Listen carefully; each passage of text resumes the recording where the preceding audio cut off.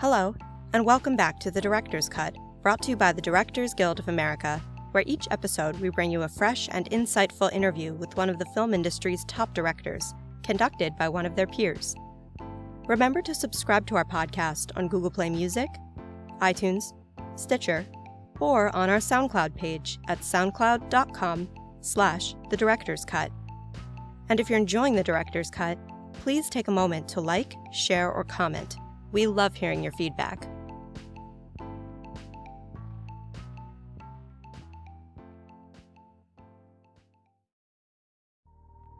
This episode takes us behind the scenes of director Richard Linklater's new film, Last Flag Flying. The film tells the story of former Navy Corps medic Richard Doc Shepard, who enlists his war buddies from 3 decades ago to go on a road trip to bury his son, a young Marine killed in Iraq. As they travel up the East Coast to Shepard's home in New Hampshire, they try to come to terms with the shared memories of the war that continues to shape their lives. In addition to Last Flag Flying, Mr. Linklater's other works include the feature films Slacker, Dazed and Confused, the award-nominated trilogy Before Sunrise, Before Sunset, and Before Midnight, the movie for television 5:15 an Hour, the documentaries Inning by Inning, A Portrait of a Coach, and Woodshock, and episodes of the television series Up to Speed. He was nominated for both an Academy Award and the DGA Award for Outstanding Directorial Achievement in Feature Film for his 2014 feature, Boyhood. Following a recent screening of the film at the DGA Theater in Los Angeles, Mr. Linklater spoke with director Andrew Davis about filming Last Flag Flying.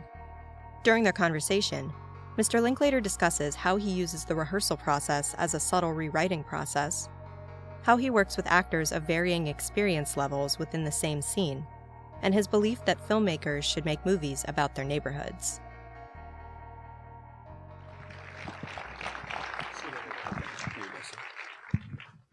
All right. Hello.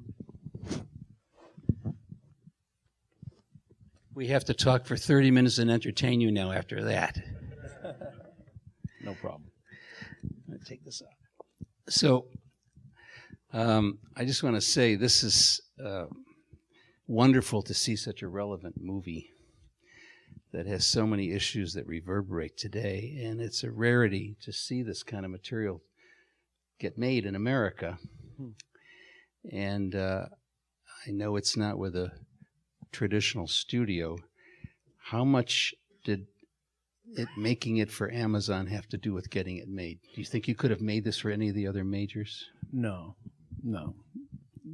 Especially I first tried back in 05, 06, and no one was having it, But yeah, all these years later, it never really went away. These characters, I loved them too much. And Daryl Ponnickson, who wrote the book that it's based on, I would talk to him fairly regularly and just say, hey, someday that movie's it's not gone away. We're going to get that made someday. So it was like the happiest phone call of my life when I finally could call him and say, hey, Daryl, we're actually doing it. Amazon Studios likes the script. And so I just had a hunch things had changed and maybe it was time or something. There had been enough distance from, a lot of war movies. And I don't know if this is a war movie, but it's in that, it was too fresh, I think, in 05, 06 about Iraq. It was just too, no one wanted to see it then, I think. So what was the process of developing it? There was this book in 05 that Paramount had an option on, you told me. And then was there a script at that point? Mm-hmm. Yeah, I wrote the script back then, Daryl and I.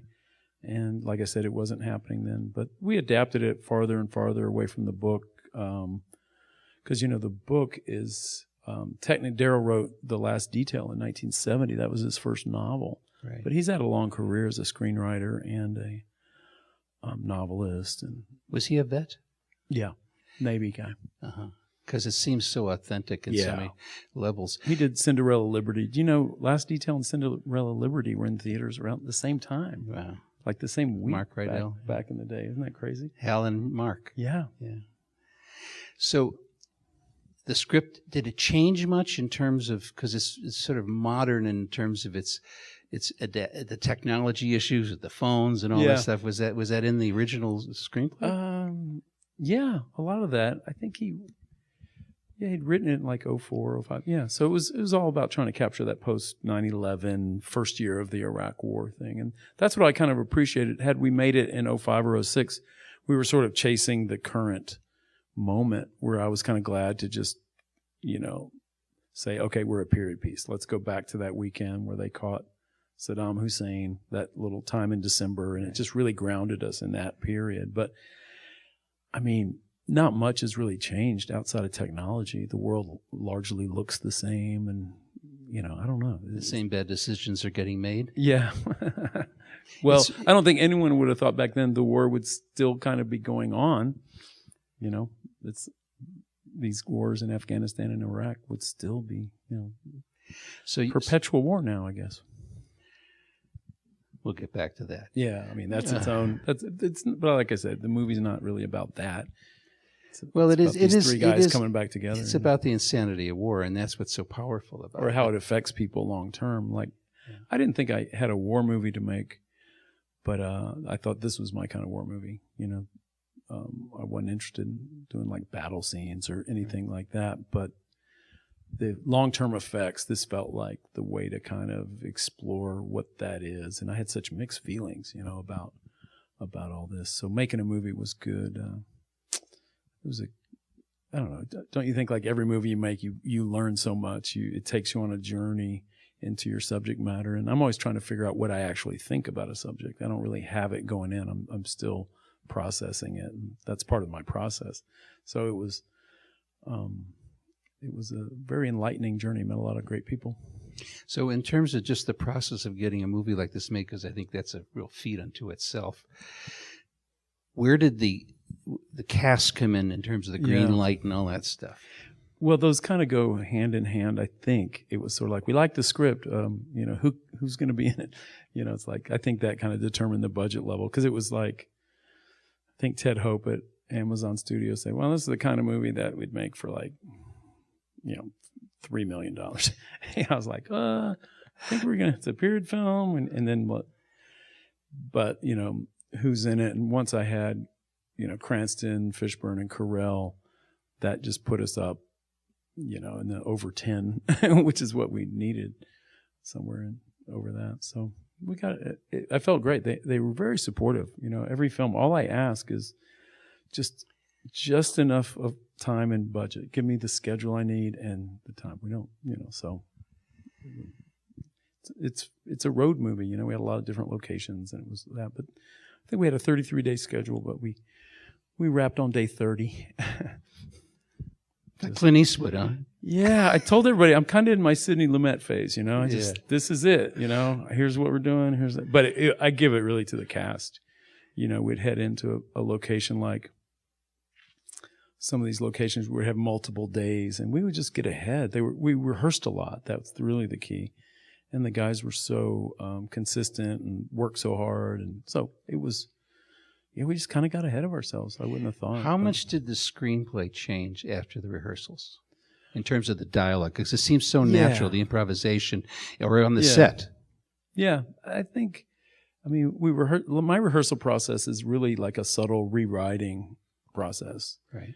Guys were free to delve back into the novel and find things, and Fishburne was like, "What about this line?" And I'm like, "Oh yeah, that is a kind of a great line. Where would we put it?" So it's just a fun, collaborative, ongoing process that really never stops. I mean, in between takes, we're still finding new things, or someone will throw out a great line, and I'll say, "Oh, that's great." Directing is just choosing. I was like, "Oh, I really like that. Let's just do that from now on in every take." Yeah. Or like you just kind of don't say anything, and maybe that little thing goes away. Right. So to prepare for this, or if it doesn't, then you go, "Hey, don't do that." So when Richard asked me to do what we're doing right now, I get, how do we, I'm not, I don't know how to do this stuff. So luckily last night, he's an American Master. I recommend everybody go to PBS and watch the American Master show. We have a real Texas intellectual here. And so in watching it, it's about an hour and a half documentary. Yeah, there was that documentary. I kept seeing all these things that reverberated for another director. So, for example, when we did The Fugitive, the script was not nearly in any shape.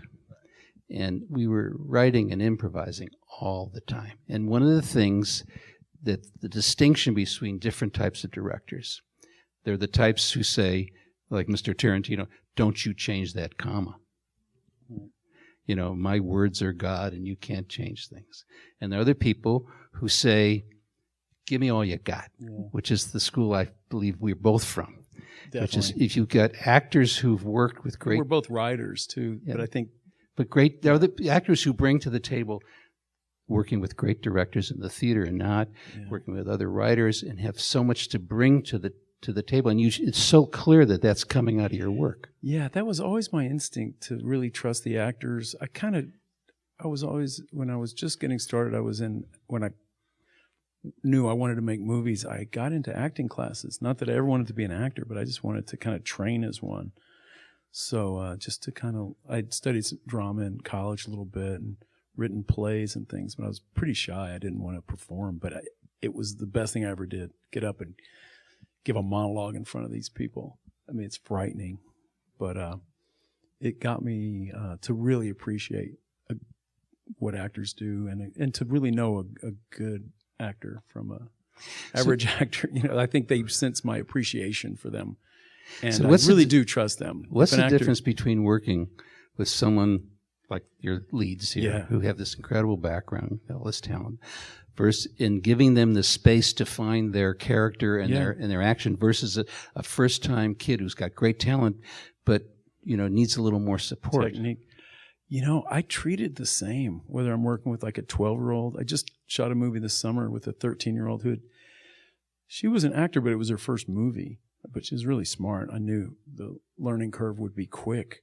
But same process. They're sitting in a room rehearsing. What do you think about that? And I really trust when they're like, I don't think my character would, or why would I say that? And everybody's different. Like the coach of the team, different players have different needs. Some need a lot of emotional support. Some want to be a little more left alone. What I demand, I'm sure you do too, is just like a work ethic. We're going to work. We're not just going to show up and go shoot it. We want to really feel our way through it and find the best version of every line, every scene, what we're doing here. That really helps me figure out what the movie is.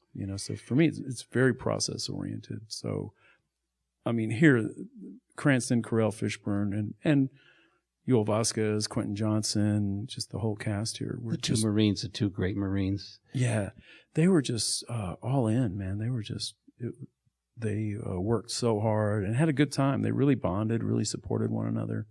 It's a wonderful The scene thing. on the train where they're getting drunk and talking about the first time the Marine when they're in the baggage car, right? And I wanted that to feel like an improv scene. I wanted it to feel like a drunken John Cassavetes film or we're in the scene or something. We can talk about coverage here. Yeah. So it's you've got a wide shot, but then you've got these close-ups. How many times did you have to go through that to get the coverage you wanted? 2 cameras, and we probably did about 10 takes on that. Yeah. It was a long, and they were so exhausted. You wouldn't believe. That scene takes it out of you, and it just, people think we improvised it, but it was like the same thing, just over. And then you'd hear cut, and then they would just go to nothing, and then build back up that energy and go again, go again, go again. It was pretty amazing. The note that Carell kind of hit that note in his laughter, probably only on the last couple takes, or like somewhere in the end, I knew we had kind of reached some point, because I was so glad he did, because to me that's kind of his crying scene. He was never going to cry really to that degree in the movie, but I felt that was his emotional release as a character. Yeah. Surrounded by these old buddies and with his son just right there behind him, back to the right. That he would kind of have this emotional, it comes off as laughing, but in a certain way, it's just this emotional release. So, you've worked with a lot of the same people quite a few times, especially Sandra Dare. Yeah, who I knew when she was not even in the film business. Her brother's Bob Estrin, who was around when I was making my first movie, and she's cut almost all your films. And everything of the last 25 years. So what's the process in terms of working together? Because you got such a nice thing going on here. How do you? Is there an assemblage? Or I kind of love that long-term relationship, and you get that with other crew people, but you do this long enough, you kind of catch a wave with someone, whether it's a production designer or a DP, and you're kind of in sync. Your lives are interacting. Maybe you live in the same town, or maybe it just works out with their schedule and your schedule. But then you kind of fall, they go do something, you lose kind of track of them. It's a weird, business that way. But Sandra and I, she's always just made it work where she can work on everything that I'm doing, which I'm very grateful for. Like we're doing something right now. I'll see her in the editing room tomorrow afternoon. So tonally, you've done all kinds of different films, and you can't be pegged, except that there's a humanity, there's a kind of character quality to it. You're not about ultra action and explosions, So how do you get these films made? That's a good question. Just keep the budgets low. That's been I don't know. I feel very grateful. It's certainly harder at certain times to get them made. I think we're in a good moment right now, as of the last few years, because there's definitely some lean years where you just can't get, or you could get films made. You didn't have the budget or the time to do it the way it just felt like every day was such a strain, but always grateful to get the movie made. But, each one is kind of a miracle, for the planets. I always talk about just the planets have to align. It's timing, the right cast, and just budget. And I don't know. Our own industry stock kind of wavers, and depending on how the recent films have done, all the usual stuff. So it's interesting because the studios, the numbers around $30 to $40 million to release a studio picture for advertising, just the advertising. It's like what's happening with our elections. If you can't buy that television, there's so much money. Yeah. How are we going to spend $40 million releasing your movie if I can't play it in China, if I can't play it in Russia? So you're unique in terms of doing American subject matter at a lower budget that allows you to tell these stories. But they kind of usually get released on a niche below. I think the studios, I've been doing this, like I was making my first studio films were in the 90s. My first one really was Dazed and Confused. Did it for Universal for like $6 million. But back then, remember, they'd have a slate of films. They'd have their big films, but then they also threw in some small films like, let's just give that guy $6 million, or, see what. It didn't. Now it's so specific. Like it's these. I think they see the big picture, or they figured out what they're doing, or more specifically, what they're not doing, and that's these kind of films. So, I remember Bob Daly saying, "We're happy if we're hitting doubles, right? Yeah. If we hit a bunch not of anymore. Doubles, we'll get right. Grand slams only. So now I think after Jaws and a few other movies, it's like, oh my gosh, we can go worldwide and make tons of. So I'm really. I guess as a business plan, it seems to. I guess it works until it doesn't. So I don't even complain. I don't complain about studios. I don't really currently want to work with. I can't think of any studios necessarily I want to work with, just because they just waste, so much of your time. It's just better to go to the more. I love this niche. I've been very blessed here lately. I've worked with Annapurna and Amazon Studios, two wonderful places. Just, if I could do every film in that world, I'd be very happy. Good for you. But studios, I remember being in development on a couple things, 2 years later, it's so frustrating, and they just kind of keep putting you through the ringer. It's like, guy, and something they probably don't even want to do really, but all these people work there and have jobs, and just, I don't know. So you have some there are three wasted. producers listed on this movie, and Ginger Sledge is the line. She's there right day to day with the production issues. Yeah, she's also like production manager, but producer in the big sense. Right. There from the very beginning. And you've got this incredible manager attorney named John Sloss. So what is it? And then there's another named Thomas Lee Wright. What did Thomas and John do? Tom Wright actually published the book, and he is an old industry veteran. He's been around for a long. He was at Paramount a long time in the 80s, 90s, and he's up in Seattle. He's friends with Daryl Ponnickson, and he self-published the book, so it was pretty much an unpublished novel. But I think Daryl wrote the book, and that's when it got floated to me. way back when. And he's a real film guy. Really, he knows a lot of veterans. He's done some documentaries. Just one of these great guys you meet. And John. And so he's an exec producer. And then John Sloss has a company called Cinetic Media, and he's primarily kind of on the financing end. So he takes care of foreign sales and all that kind of stuff? No, he doesn't on this one because it's Amazon Studios. Gotcha. But, John's just kind of been with me since 1990 or whatever. I don't know. So, in looking at the documentary, everything about things we can relate to on so many levels, you've had a lot of struggles and great triumphs in your life, and you keep resounding back. Who hasn't? Yeah. If you're lucky if you have any triumphs, but struggles for sure. But you started off, working with video cameras and tiny little cameras, and so Super 8 cameras. Super 8, and non-union, Oh yeah. So Worked then up to 16 millimeter. Yeah. So is there anything that you miss about that process? No, that was no,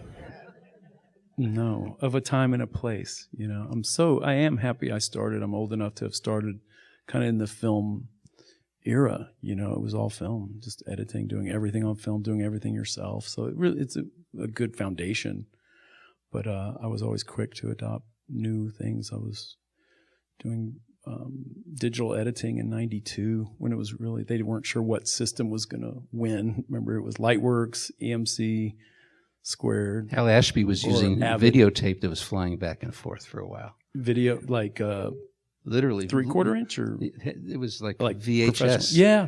Video Lucas tape. had this system. Coppola, hundreds of machines. Francis, obviously. So I think post production was easy to jump into the kind of digital age and all that. So I can adopt that. But I shot film for a long time until I thought the digital cameras started to look. I guess it was the Alexa that made me think, okay, maybe I can shoot digitally now. A time and a place is a theme. That my first film was about my growing up in Chicago and the Stony Island, the South Side. And then, I got inspired by Lucas and Scorsese. They're doing films about their growing up. So I think every filmmaker needs to make a film from their own neighborhood, right? And they're usually what you did. Better because they're from the heart. And I think that's a good first film for everyone. When filmmakers come up to me and say, well, I got this and that. I say, just do your own backyard first, because that's your own voice or your characters, a story you want to tell. When people are looking around for stories, I say, look no farther than your own, your own experience. And especially you don't have to pay people a lot if they're your friends, right? I know. They'll work cheap. And people who own the locations and, you're the neighborhood person.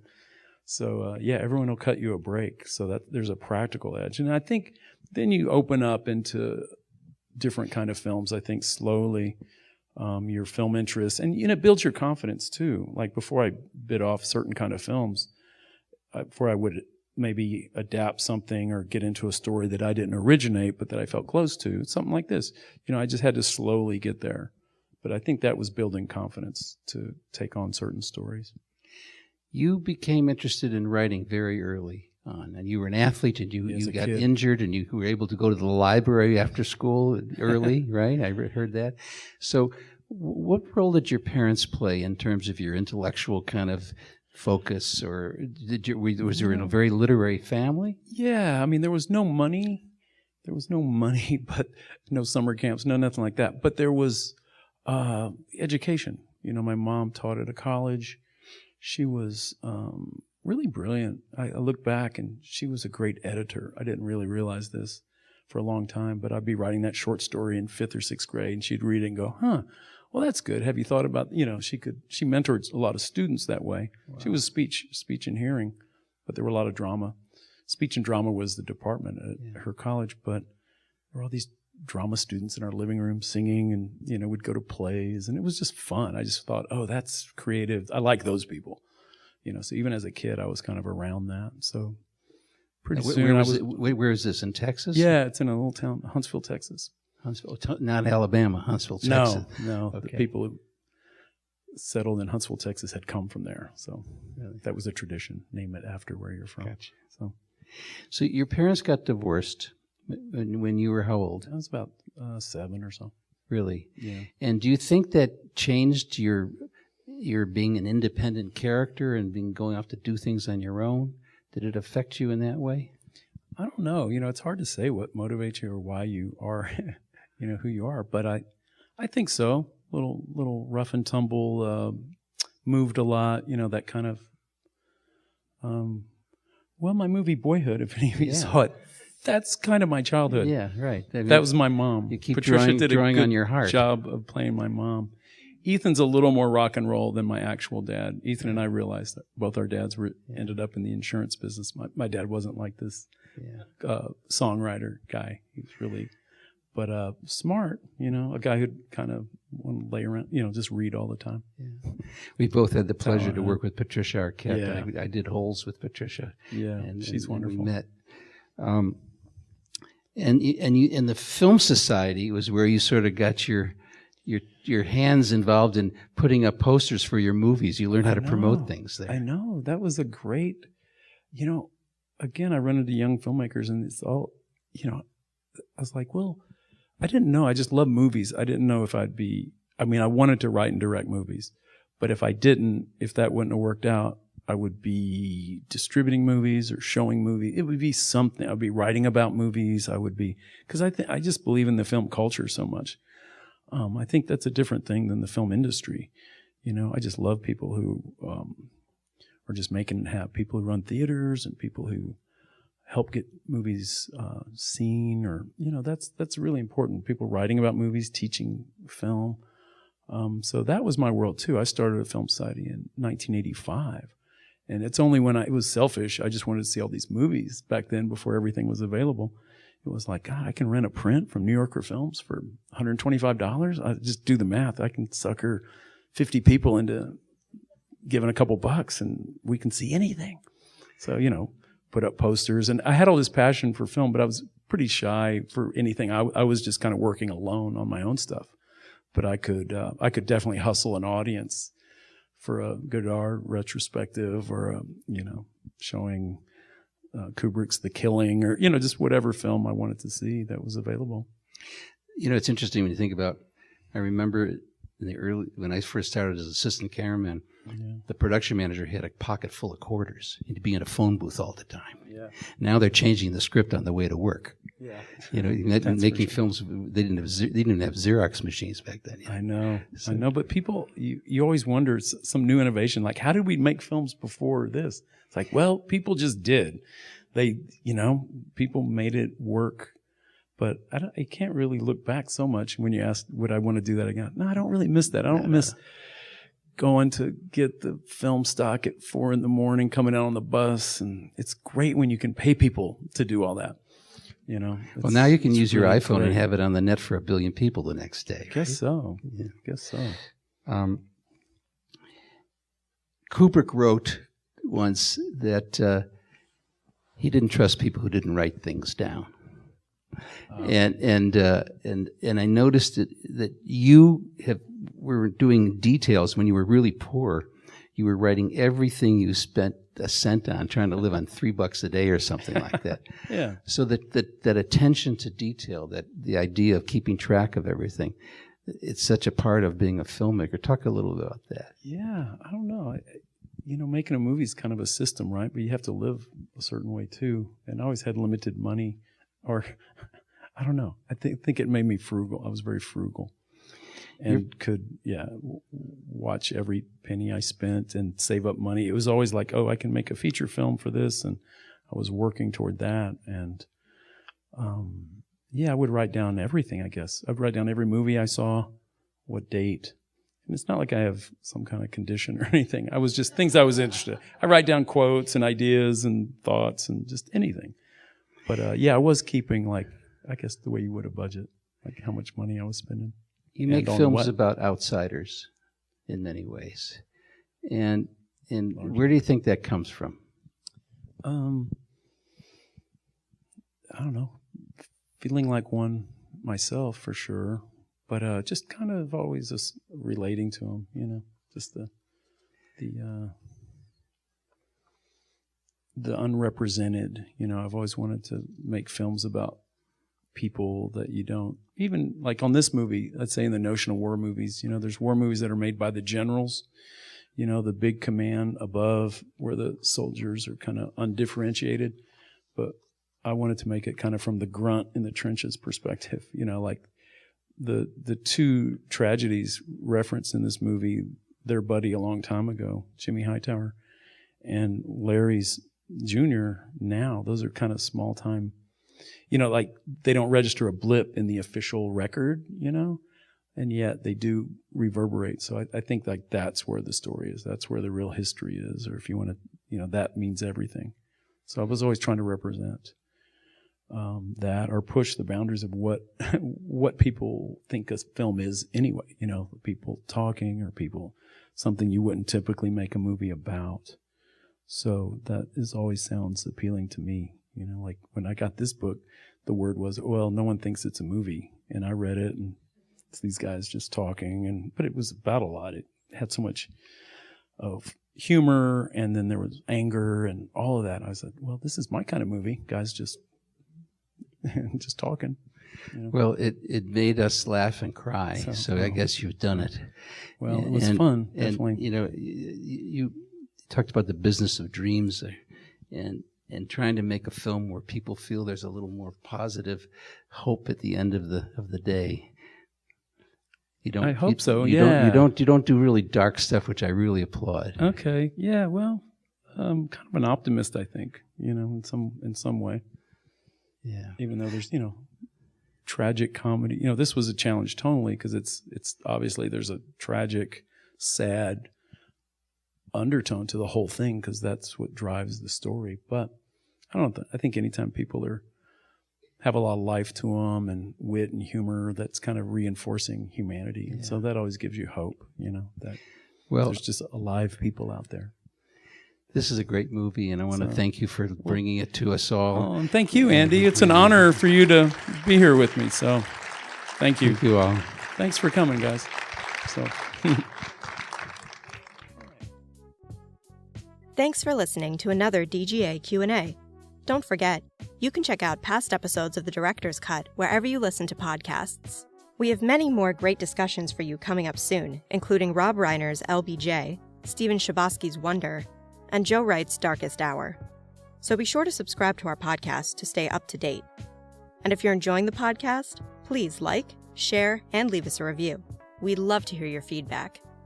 Thanks again for listening, and we'll see you next time. This podcast is produced by the Directors Guild of America. Music is by Dan Wally.